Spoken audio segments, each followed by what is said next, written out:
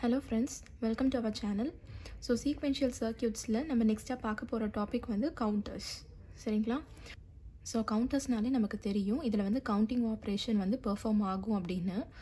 So கவுண்டிங்னாலே நம்ம இப்போ 1 எடுத்துக்கிட்டோம் அப்படின்னா அடுத்து 2 நெக்ஸ்ட்டு 3 அப்படின்னு சொல்லி கவுண்ட் ஆகிட்டே போகும் அப்படின்னு இந்த கவுண்டிங் ஆப்ரேஷன் நமக்கு தெரியும். பட் இந்த கவுண்டிங் வந்து ஆக்சுவலாக எப்படி இந்த சர்க்கியூட்குள்ளே நடக்குது அப்படிங்கிற இந்த பேசிக்கை தெரிஞ்சாதான் நம்ம டிசைன் ஆஃப் கவுண்டர்ஸ் எல்லாத்தையுமே வந்து பார்க்கும்போது இன்னும் ஈஸியாக இருக்கும். சரிங்களா? ஸோ அதை தெரிஞ்சுக்கிறதுக்கு நம்ம ஃபர்ஸ்ட்டாக பார்க்க போகிறது பார்த்திங்க அப்படின்னா இந்த ஃப்ளிப்ஃப்ளாப்பை ஃப்ரீக்வென்சி டிவைடராக எப்படி யூஸ் பண்ணலாம் அப்படிங்கிற கான்செப்ட் தான். ஸோ இந்த டயக்ராமில் பார்த்தீங்க அப்படின்னா நம்ம வந்து ஒரு ஜேகே ஃப்ளிப்ஃப்ளாப் தான் இங்கே எடுத்திருக்கோம். ஸோ ஜேகே ஃப்ளிப்ஃப்ளாப்பில் வந்து பார்த்திங்கன்னா லாஸ்ட்டாக ஒரு கண்டிஷன், அதாவது 2 வேல்யூமே நம்ம 1ன்னு செட் பண்ணியிருக்கும் போது அது டாகுல் ஆகும் அப்படின்ற அந்த கான்செப்டை நம்ம பார்த்தோம். சரிங்களா? ஸோ ஆக்சுவலி இந்த ஜே அண்ட் கே வேல்யூ நீங்கள் 1ன்னு செட் பண்ணும்போது இங்கே வந்து நமக்கு ரேஸ் அரவுண்ட் கண்டிஷன் அப்படின்னு ஒன்று நடக்கும். அடுத்து டாக்லிங்கை இங்கே மாற்றிருப்போம். சரிங்களா? ஸோ இப்படி இந்த கன்வர்ஷனை பண்ணுறதுக்கு நம்ம என்ன யூஸ் பண்ணியிருப்போம் அப்படின்னா மாஸ்டர் ஸ்லேவ் ஆப்ரேஷன் யூஸ் பண்ணியிருப்போம். அது போக அதுலேயுமே உங்களுக்கு நான் நிறைய மெத்தட் சொல்லியிருந்தேன். ஸோ இன்னொரு மெத்தடாக என்ன சொல்லியிருந்தேன் அப்படின்னா ட்ரிகரிங்கில் நம்ம சேஞ்ச் பண்ணோம் அப்படின்னா அப்போ கூட இந்த ரேஸ் அரவுண்ட் கண்டிஷன் வந்து டாக்லிங்காக கன்வெர்ட் ஆகும்னு சொல்லியிருந்தேன். ஸோ இங்கே வந்து நம்ம அந்த கான்செப்ட் தான் யூஸ் பண்ண போகிறோம். சரிங்களா? ஸோ இங்கே 2 ஜேகே ஃப்ளிப்ஃப்ளாப் நம்ம எடுத்திருக்கோம்.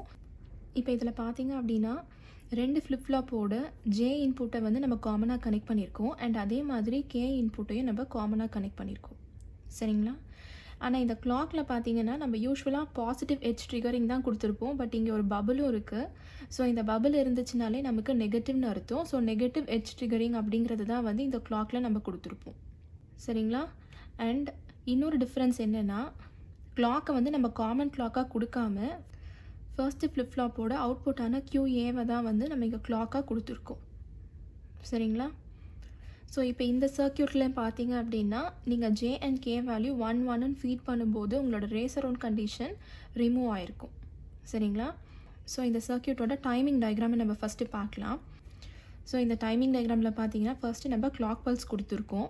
நெக்ஸ்ட்டு ஃபர்ஸ்ட்டு ஃப்ளிப்ஃப்ளாப்போட அவுட்புட்டான QA வந்து நம்ம இங்கே கொடுத்துருக்கோம். அண்ட் நெக்ஸ்ட்டு செகண்ட் ஃப்ளிப்ஃப்ளாப்போட அவுட்புட்டான QB வந்து நம்ம இங்கே கொடுத்துருக்கோம். சரிங்களா? ஸோ இப்போ இந்த கிளாக் பல்ஸ் எடுத்துக்கிட்டிங்க அப்படின்னா நம்ம நெகட்டிவ் எட்ஜ் ட்ரிகரிங் தான் கொடுத்துருக்கோம். அப்போ என்ன ஆகும் அப்படின்னா இந்த கிளாக் பல்ஸ் எப்போல்லாம் ஃபால் ஆகுதோ, அதாவது இந்த ஃபாலிங் எட்ஜில் மட்டும்தான் நமக்கு அவுட்புட் ஜென்ரேட் ஆகும். சரிங்களா? இப்போ ஃபர்ஸ்ட் அவுட்புட்டான QA நம்ம எடுத்துக்கலாம். உங்களோட ஃபர்ஸ்ட் ஃபாலிங் எட்ஜ் இங்கே இருக்குது. ஸோ இந்த பொசிஷன் வரைக்கும் என்ன ஆகும் அப்படின்னா அது 0லேயே தான் மெயின்டைன் ஆகும். நெக்ஸ்ட்டு இந்த falling edge first falling edge வந்ததுக்கப்புறமா என்ன ஆகும், நமக்கு டாகுல் ஆகும். ஸோ இங்கே நமக்கு 0ன்னு இருக்குது. அப்போ 0 டாகுல் ஆச்சுன்னா நமக்கு 1ன்னு கிடைக்கும்.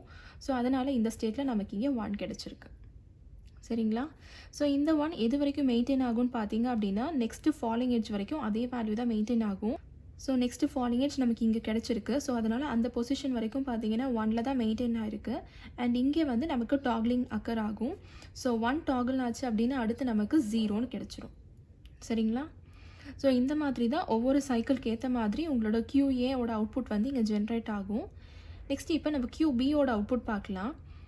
QBக்கு பார்த்தீங்க அப்படின்னா நம்ம கிளாக் பல்ஸாக எதை கொடுத்துருக்கோம், QAவை தான் கொடுத்துருக்கோம். சரிங்களா? ஸோ நமக்கு இப்போ பார்த்தீங்க அப்படின்னா இந்த QB ஜென்ரேட் ஆகிறதுக்கு நமக்கு QA தான் வந்து கிளாக் பல்ஸாக இருக்க போகுது. ஸோ இந்த QAவோட வேவ் ஃபார்மில் எங்கெல்லாம் நமக்கு நெகட்டிவ் எட்ஜ் கிடைக்குதுன்னு பாருங்கள். ஸோ நமக்கு ஃபஸ்ட் எட்ஜ் வந்து நமக்கு இங்கே தான் கிடச்சிருக்கு. ஸோ இந்த பாயிண்ட் வரைக்கும் நமக்கு என்ன ஆகும் அப்படின்னா QBயோட வேல்யூ நமக்கு 0ன்னு மெயின்டைன் ஆகிருக்கும். சரிங்களா? ஸோ இங்கே நெகட்டிவ் எட்ஜ் வந்ததுக்கப்புறமா என்ன ஆகும், இந்த 0 வந்து டாகுல் ஆயிரும். ஸோ 0 டாகுல் ஆச்சுன்னா நமக்கு இங்கே 1ன்னு கிடச்சிரும். ஸோ இதுதான் இந்த சர்க்கியூட்டோட டைமிங் டயக்ராம். இப்போ இதிலேருந்து நம்ம என்ன ரிசல்ட் எடுக்க முடியுதுன்றதை பார்க்கலாம். இப்போது இந்த கிளாக் பல்ஸில் நம்ம ஒரு சைக்கிளை வந்து நம்ம TCன்னு எடுத்துக்கலாம். அதே மாதிரி QA வேவ் ஃபார்மில் ஒரு சைக்கிளை வந்து நம்ம TA நீங்கள் எடுத்துருக்கோம். சரிங்களா? ஸோ இப்போ இது ரெண்டுத்தையும் கம்பேர் பண்ணி பார்த்தீங்க அப்படின்னா TAவோட வேல்யூ வந்து TCயை விட டபுள் டைம் இருக்கும். இதில் நமக்கு டைம் அண்ட் ஃப்ரீக்வென்சிக்கு இருக்கிற ரிலேஷன் தெரியும். T is equal to 1/f. So இப்போ இந்த ஈக்குவேஷனை நம்ம இன் டேர்ம்ஸ் ஆஃப் ஃப்ரீக்வென்சியில் ரெப்ரசென்ட் பண்ணணும் அப்படின்னா 1/FA ஈக்குவல் டு 2/FCன்னு கிடைக்கும். இதிலிருந்து நம்ம FAவோட வேல்யூ மட்டும் எடுத்துக்க போகிறோம். ஸோ FAவோட ஈக்குவேஷன் வந்து நமக்கு FC/2ன்னு கிடைக்கும். சரிங்களா? இப்போ பார்த்தீங்கன்னா என்ன ஆயிருக்கு, நம்மளோட கிளாக் ஃப்ரீக்வென்சியில் இருந்து ஹாஃபாக இங்கே டிவைட் ஆகிருக்கு. அப்போது உங்களோட ஃபர்ஸ்ட் ஸ்டேஜில் என்ன ஆயிருக்கு அப்படின்னா இங்கே ஃப்ரீக்வன்சி டிவைட் ஆயிருக்கு.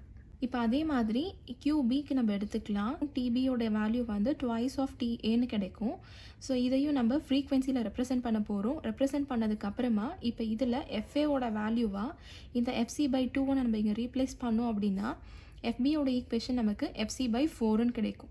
ஸோ இப்போ இதில் பார்த்தீங்கன்னா ஃப்ரீக்வன்சி வந்து டிவைட் ஆகிட்டே வந்திருக்கு. ஃபர்ஸ்ட் ஸ்டேஜில் 2ஆல் டிவைட் ஆகிருக்கு அண்ட் செகண்ட் ஸ்டேஜில் 4ஆல் டிவைட் ஆகிருக்கு. ஸோ நம்ம ஃப்ளிப்ஃப்ளாப்பை வந்து ஃப்ரீக்வன்சி டிவைடராக இங்கே யூஸ் பண்ணியிருக்கோம். சரிங்களா? ஸோ இதிலருந்து நம்ம இன்னொரு ரிசல்ட் கூட எழுதலாம்.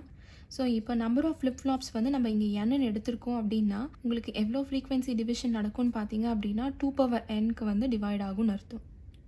ஸோ நம்ம இப்போ பார்த்த எக்ஸாம்பிளில் பார்த்தீங்க அப்படின்னா நம்ம 2 ஃப்ளிப்ஃப்ளாப் தான் யூஸ் பண்ணியிருந்தோம். ஸோ அப்போ 2/2னா நமக்கு 4ன்னு வேல்யூ கிடைக்கும். சரிங்களா? ஸோ உங்களோட அவுட்புட்டில் பார்த்தீங்க அப்படின்னா 4ஆல் டிவைட் ஆகிருக்கு. ஸோ இதுதான் ஃப்ரீக்வன்சி டிவிஷன் கான்செப்ட். இப்போ இதை வந்து நம்ம கவுண்டரில் எப்படி ரிலேட் பண்ண போகிறோன்றதை பார்க்கலாம்.